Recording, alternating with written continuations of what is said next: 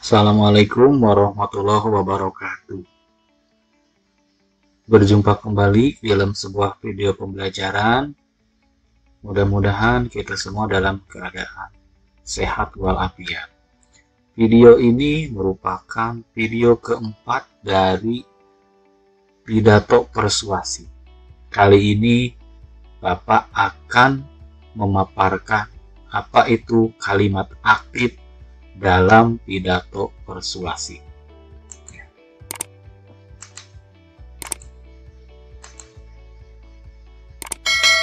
Pidato persuasif merupakan materi dari Bahasa Indonesia untuk kelas 9 jenjang SMP, MTS ataupun yang sederajat. Marilah kita sama-sama simak apa itu kalimat aktif dalam pidato persuasif. Sebelumnya, Bapak ingin memaparkan apa itu tujuan pembelajaran dari video kita kali ini, yaitu memahami penggunaan kalimat aktif untuk meyakinkan pembaca atau pendengar dalam teks pidato persuasi. Apa fungsi kalimat aktif dalam pidato persuasi? Ya, salah satu fungsi kalimat aktif dalam pidato persuasif adalah agar pidato persuasif ini berhasil membujuk, mengajak, dan mempengaruhi para pendengar atau pembaca pidato kita, ya. Kemudian pengertian kalimat aktif sendiri itu apa? Kalimat aktif adalah kalimat yang subjeknya melakukan kegiatan, perbuatan, atau aktivitas. Ciri-ciri kalimat aktif. Yang pertama, subjeknya sebagai pelaku. Contohnya, Presiden mengumumkan adanya kasus COVID-19 di awal bulan ini. Ya. Aktivitas Presiden dalam kalimat di atas adalah mengumumkan, yaitu Presiden melakukan perbuatan mengumumkan. Jadi Presiden sebagai subjek, dia adalah sebagai pelaku yang mengumumkan, ya. Kemudian ciri yang kedua, predikatnya berawalan meng dan variasinya, berawalan ber dan variasinya, atau predikatnya tidak berawalan, ya. Contohnya, saya telah memerintahkan kepada Menteri Kesehatan dan kementerian terkait untuk meningkatkan langkah-langkah ekstra dalam penanganan pandemi global COVID-19 ini, ya. Lihat kata-kata yang Bapak garis bawahi dan ditebalkan.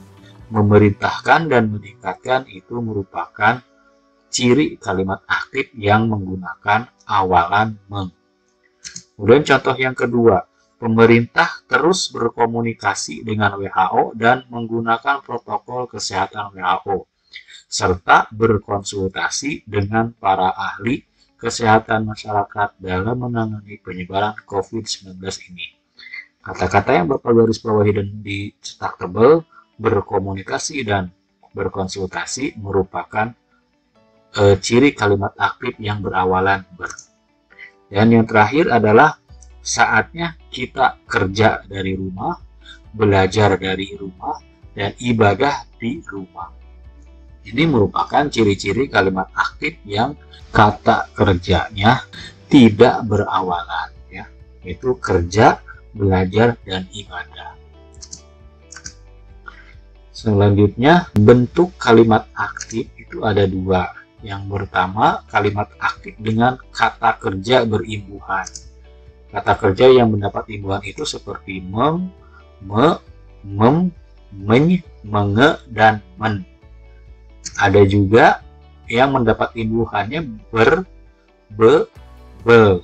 Ada juga yang menggunakan akhiran i dan akhiran kan dan lain sebagainya, ya. Kemudian bentuk kalimat aktif yang menggunakan kata kerja aus. Apa itu kata kerja aus? Kata kerja aus adalah kata kerja yang tidak mendapat imbuhan. Kata kerja tersebut adalah kata kerja asli, tidak mengalami proses afiksasi atau pengimbuhan. Contohnya tidur, makan, minum, datang, pulang, pergi, mandi, dan sejenisnya. Itu merupakan kata kerja aus, ya. Baiklah, di sini Bapak menampilkan sebuah teks pidato persuasif. Mari kita analisis mana saja kalimat aktif yang menggunakan atau yang berawalan meng, me, mem, menye, menge, dan men. Yang pertama ada menuntut ilmu, ya, itu kata kerja yang menggunakan awalan me. Kemudian memiliki suasana. Selanjutnya ada mengajar.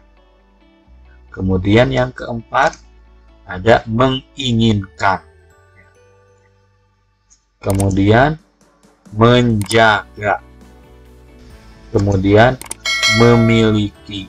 Selanjutnya membersihkan, membuang, menyadarkan, dan menyampaikan. Kemudian ada juga kalimat aktif yang berawalan ber, be, atau be. Contohnya di sini adalah berkumpul. Ya, itu merupakan kalimat aktif dengan menggunakan kata kerja ber, awalan ber. Selanjutnya ada belajar. Dan yang terakhir ada berharap. Kemudian ada juga kalimat aktif atau kata kerjanya berakhiran i. Contohnya di sini adalah singgahi. Ya. Kemudian ada juga kalimat aktif dengan menggunakan kata kerja aus. Kata kerja aus masih ingat kan? Yaitu kata kerja yang tidak mengalami proses afiksasi atau pengimbuhan, ya. Contohnya di sini adalah konsentrasi. Itu kata kerja tapi tidak mengalami proses afiksasi, ya. Atau kata kerja asli. Kemudian datang. Dan yang terakhir adalah sadar. Ya. Itulah contoh-contoh kalimat aktif atau kata kerja dalam sebuah teks pidato persuasi. Selanjutnya ada macam-macam kalimat aktif. Berdasarkan hubungan antara predikat dengan objeknya, kalimat aktif dibagi menjadi dua macam. Yaitu yang pertama adalah kalimat aktif transitif. Apa itu kalimat aktif transitif? Kalimat aktif transitif adalah kalimat aktif yang predikatnya memerlukan objek. Ya. Contoh, seluruh rakyat Indonesia harus meningkatkan kewaspadaan agar tidak terpapar COVID-19. Coba kira-kira cari mana kata kerja aktif transitifnya. Ya. Betul, meningkatkan. Meningkatkan itu adalah predikat yang memerlukan objek. Objeknya apa? Yaitu kewaspadaan. Coba kalau misalkan meningkatkan itu tidak ada objeknya. Misalnya begini, seluruh rakyat Indonesia harus meningkatkan. Jadi kalimat itu belum sempurna, belum beres. Kemudian contoh yang kedua. Semua peserta harus mencuci tangan dengan sabun sebelum masuk ke kelas. Ya, kalimat ini di sini adalah kalimat aktif transitif karena ada sebuah kata kerja yang memerlukan objek atau predikat memerlukan objek, yaitu kata mencuci. Mencuci itu dia memerlukan objek karena kalau disebutkan mencuci saja itu belum tuntas kalimatnya, ya. Dia harus ada objek, yaitu mencuci tangan dengan sabun sebagai keterangan. Selanjutnya ada juga kita juga harus selalu memakai masker dengan benar, ya. Di sana ada memakai masker, itu merupakan predikat yang memerlukan objek, ya. Predikatnya memakai, objek sebagai masker. Kemudian jenis kalimat yang kedua yaitu kalimat aktif aktif intransitif. Apa itu? Kalimat aktif intransitif adalah kalimat aktif yang predikatnya tidak memerlukan objek. Jadi kebalikan dari yang tadi. Contohnya apa? Dia tertidur di ruang tunggu. Manakah kata kerja aktif intransitifnya? Yaitu tertidur ya. Contohnya kalau misalkan kita dipotong kalimatnya dia tertidur, itu bisa merupakan sebuah kalimat karena kalimatnya sudah tuntas walaupun tidak dilanjutkan dengan di ruang tunggu sebagai keterangan. Jadi tertidur itu adalah kata kerja aktif intransitif.